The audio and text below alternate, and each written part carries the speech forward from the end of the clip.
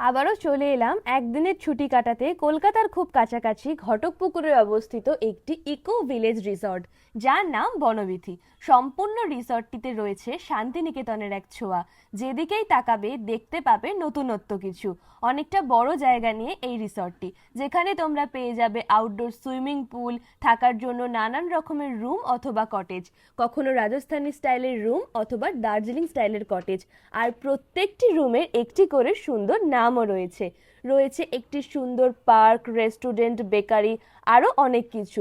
একদিনের আড্ডায় দুপুরবেলা ফ্রেশ হয়ে চলে গিয়েছিলাম লাঞ্চ করতে। লাঞ্চে ছিল রকমারি অনেক কিছু, ছিল মাটন, চিংড়ি, আরও অনেক কিছু।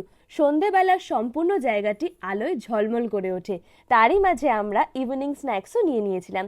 একটু সময় কাটানোর পর রাতে আমরা রুমেই ডিনার অর্ডার করে নিয়েছিলাম। সকালবেলা করে নিয়েছিলাম ব্রেকফাস্ট, যেখানে ছিল স্যান্ডউইচ, ড্রিম, নানান রকমের ফল, ম্যাগি, লুচি, আলুর দম, আরও রকমারি।